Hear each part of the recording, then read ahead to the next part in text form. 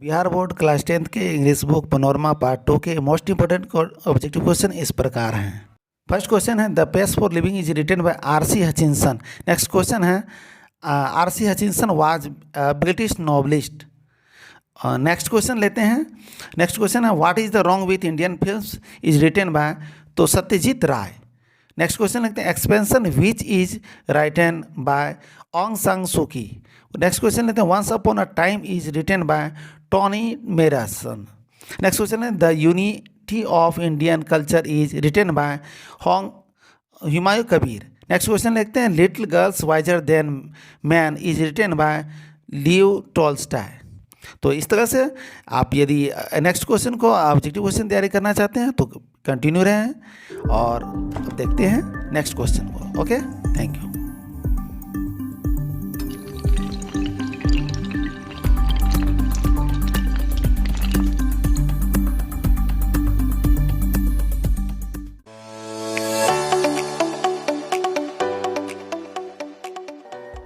Start अब first question से। The pace for living first chapter है, इनके क्वेश्चन को लेते हैं। The pace for living is written by the pace for living किसके द्वारा लिखा गया है? तो इसका आंसर है आर.सी. हचिंसन। आर.सी. हचिंसन के द्वारा द पेस फॉर लिविंग लिखा गया है। नेक्स्ट क्वेश्चन लेते हैं आर.सी. हचिंसन वाज तो आर.सी. हचिंसन कौन थे? British novelist. आर.सी. हचिंसन कौन थे? British novelist. नेक्स्ट क्वेश्चन को लेते हैं the essay the pace for living captures the agony of a modern man. तो द पेस फॉर लिविंग में जो चित्र प्रस्तुत किया गया है, एक पीड़ा जो प्रस्तुत की गई है एक आधुनिक मानव के रूप में है, ठीक है, a modern man. Next question लेते हैं। तो नेक्स्ट क्वेश्चन है the in the pace for living the writer capture the agony of man.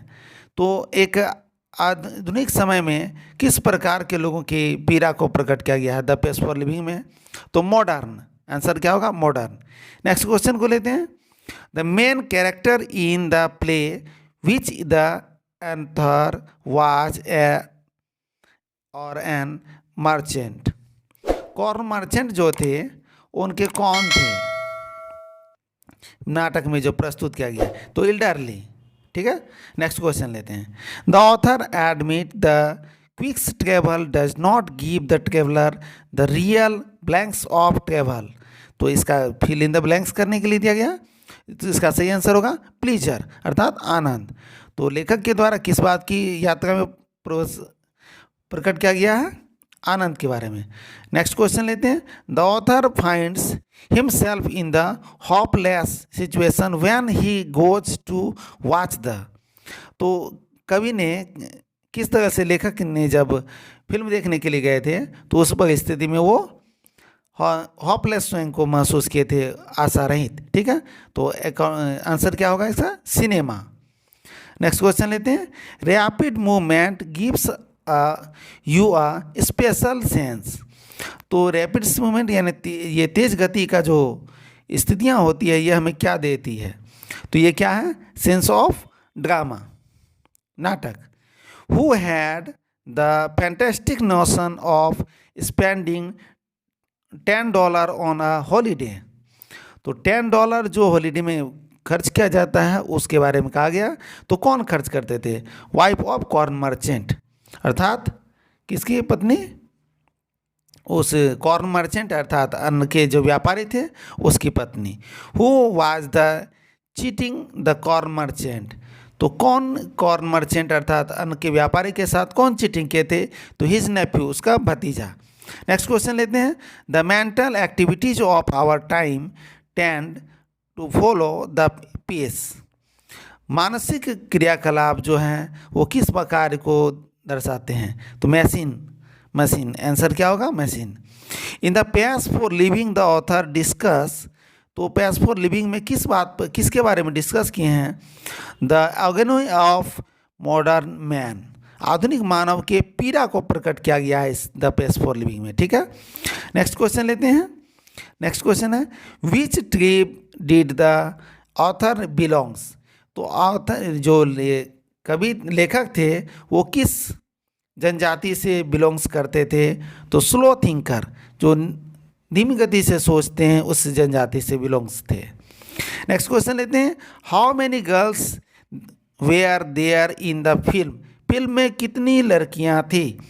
तो फिल्म जो देखे गए थे कॉर्न मर्चेंट, उसमें 3 लड़कियां थी जिसको ABC से इंडिकेट किया गया है। नेक्स्ट क्वेश्चन लेते हैं, who is the author of man and the ecology beat. तो मैन एंड इकोलॉजी बीट जो है चैप्टर, इसके लेखक कौन हैं। तो जॉन लैक्सा। क्या है, कौन है, जॉन लैक्सा। नेक्स्ट क्वेश्चन लेते हैं, Mahadevi Verma is author of, Mahadevi Verma किसकी लेखिका है। तो गिल्लू, क्या होगा, गिल्लू जो एक स्क्वायरल है, ठीक है। नेक्स्ट क्वेश्चन लेते हैं, which of the following name was given to the squirrel, squirrel को, गिलहरी को कौन सा नाम दिया गया था। तो आंसर होगा क्या, गिल्लू। नेक्स्ट क्वेश्चन लेते हैं, according to the story Gillu squirrel have a life. तो कहानी के अनुसार गिल्लू का जो होता है अर्थात स्क्वायरल का जीवन कितने साल का है। तो 2 years। Gillu would inform bye twittering. तो गिल्लू किस तरह से बोल करके वो सूचित करते थे। तो वो है चिक चिक। गिल्लू कैसे करते थे, चिक चिक। नेक्स्ट क्वेश्चन लेते हैं, the author of the story the pace of for living enjoyed going in a car at.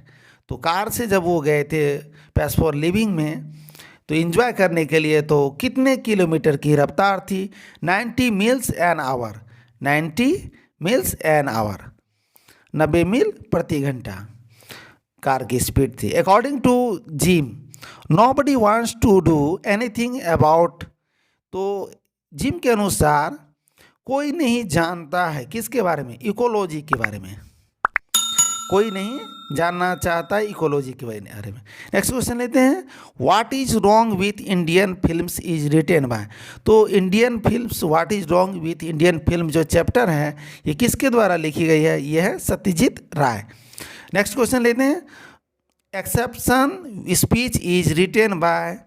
तो एक्सेप्शन स्पीच जो है ये किसके द्वारा लिखा गया है, ये है ऑंग सान सूकी, ऑंग सान सूकी। नेक्स्ट क्वेश्चन लेते हैं, once upon a time is written by. तो वंस अपॉन अ टाइम किसके द्वारा लिखा गया है, टोनी मैरेसन। किसके द्वारा लिखा है, टोनी मैरेसन। नेक्स्ट क्वेश्चन लेते हैं, the unity of Indian culture is written bye.